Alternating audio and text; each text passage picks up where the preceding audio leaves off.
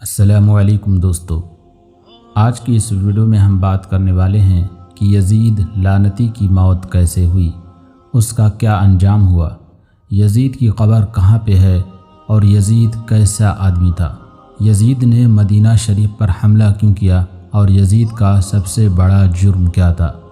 تو چلیے دوستو ویڈیو کو شروع کرتے ہیں، لیکن دوستو اس سے پہلے کہ ہم آگے بڑھیں آپ سے گزارش ہے کہ آپ نے اگر ہمارے چینل کو سبسکرائب نہیں کیا ہے تو چینل کو سبسکرائب کر کے اپنا سپورٹ اور پیار ضرور دکھائیں۔ یزید 23 جولائی 645 عیسوی میں پیدا ہوا۔ یزید کے اندر بہت ساری برائیاں تھیں، جیسے بندروں کو پال کر ان سے کھیلنا، شراب خوری اور شطرنج اس کی مصروفیت کا اجاگر پہلو تھے۔ انتہائی مخالفت کے باوجود یزید 60 ہجری میں تخت نشین ہوا۔ حکومت ملتے ہی یزید نے مدینے میں موجود گورنر عتبہ کو خط لکھا کہ ہر صورت عبداللہ بن زبیر، عبد الرحمن بن ابی بکر، عبداللہ بن عمر اور نواسۂ رسول صلی اللہ علیہ وسلم سے ہر صورت میری بیعت لو، لیکن ان سب نے بیعت سے انکار کر دیا۔ یزید نے مدینے کے گورنر کو دوسرا خط لکھا تو گورنر مدینہ حضرت امام حسین کے پاس حاضر ہوا اور بتایا کہ یزید نے مجھے آپ سے زبردستی بیعت لینے کو کہا ہے۔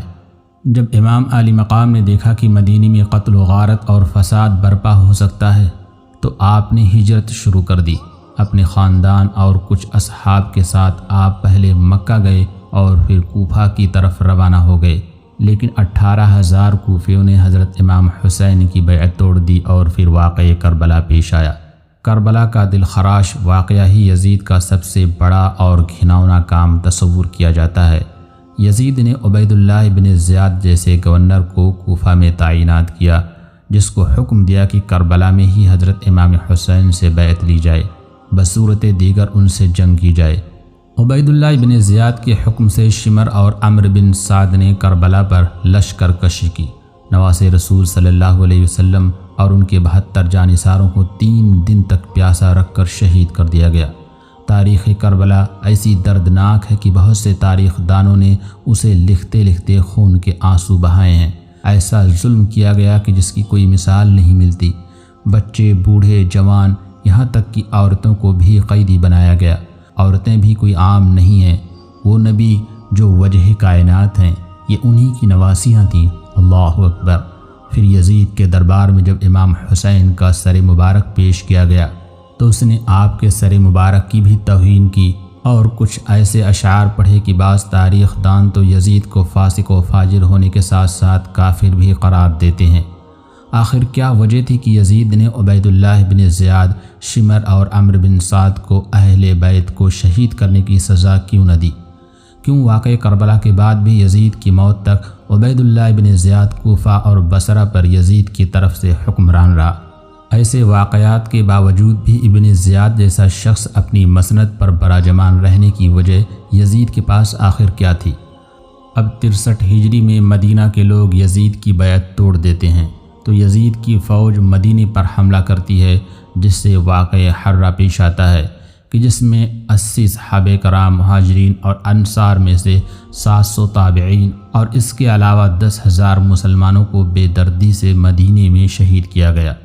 دوستو، یزید نے جس مدینہ پر حملہ کیا یہ وہی مدینہ ہے جس کے بارے میں رسول اللہ صلی اللہ علیہ وسلم نے ارشاد فرمایا، جس نے اہل مدینہ کو ڈرایا، اہل مدینہ کو دھمکایا یا مدینہ والوں پر ظلم کیا، اس پر اللہ کی لعنت، اللہ کے فرشتوں کی لعنت اور تمام لعنت کرنے والوں کی لعنت۔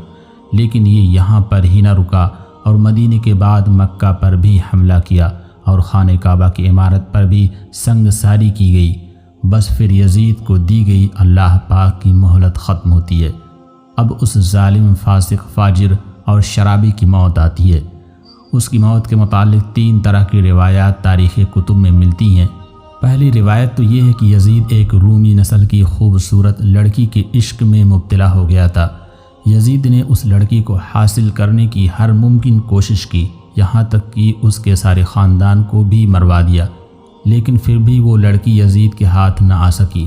وہ لڑکی جب بھی یزید کے دربار میں آتی تو قسم اٹھاتی کہ مر تو سکتی ہوں لیکن تمہاری نہیں ہو سکتی۔ ایک دن لڑکی کے دل میں آیا کہ اس سے اپنے والدین کے قتل کا بدلہ لیتی ہوں۔ لڑکی نے یزید کو رنگ رلیاں منانے کے لیے ایک جنگل میں اکیلے بلایا۔ ویرانے میں یزید شراب پی کر مست ہو گیا۔ وہ لڑکی نیم اوریاں لباس پہن کر یزید کے سامنے بیٹھ گئی اور وہ شراب پیتا رہا۔ جب لڑکی نے دیکھا کہ یزید شراب میں چور ہو چکا ہے تو اس کو بستر پر لے آئی اور پھر مستیاں کرتے کرتے یزید کی گردن کاٹ دی۔ کئی دن تک یزید کی لاش وہاں جنگل میں ہی پڑی رہی جس کو چیل کووں نے نوچ کھایا۔ ڈھونڈتے ڈھونڈتے یزید کی فوج وہاں پہنچی تو پھر انہوں نے اس کو دفنایا۔ دوستو، یزید کی موت کی دوسری روایت یہ ہے کہ 64 ہجری میں یزید ایک انتہائی موذی بیماری میں مبتلا ہوا جس سے اس کی آنتیں جل گئی تھیں۔ وہ بن پانی کی مچھلی کی طرح تڑپتا رہتا تھا۔ پیاس اس شدت سے لگتی تھی کہ وہ خود پانی کے تالاب میں گر جاتا تھا، لیکن گلا اس قدر بند تھا کہ ایک گھونٹ پانی بھی حلق سے نہ اترتا تھا۔ اسی حالت میں 3 دن رہنے کے بعد یزید کی موت ہوئی۔ دوستو، یزید کی موت کی تیسری روایت یہ ہے کہ چونکہ یزید بندر پالنے کا شوقین تھا تو اسی شوق نے اس کی جان لی۔ ایک دن یزید نے ایک بندر کو وحشی خچر پر بٹھا دیا اور خود اس کے پیچھے گھوڑا دوڑانے لگا۔ جنگل میں پہنچ کر گھوڑے نے نواز رسول صلی اللہ علیہ وسلم کے قاتل کو اپنی پیٹھ سے گرا دیا اور یزید کا پاؤں گھوڑے کی رکاب میں پھنس گیا اور وہ گھوڑا دوڑتا رہا اور یزید زمین پر گرتے گرتے اس کا سر ایک پتھر پہ جا ٹکرایا، لیکن وہ گھوڑا نہ رکا، یہاں تک کہ اس کا پورا جسم پامال ہونے لگا۔ یزید کی فوج نے جب یزید کی لاش کو دیکھا تو کہنے لگی، حسین ابن علی کے خون کی سزا یہی ہے۔ دوستو، یزید صرف 3 برس 6 ماہ تخت شرارت و خباثت کر کے 14 ربیع الاول 64 ہجری کو ملک شام کے شہر حمص کے علاقے حوارین میں 39 سال کی عمر میں مر گیا۔ آج بھی اس ملعون کی قبر دمشق میں نشان عبرت ہے۔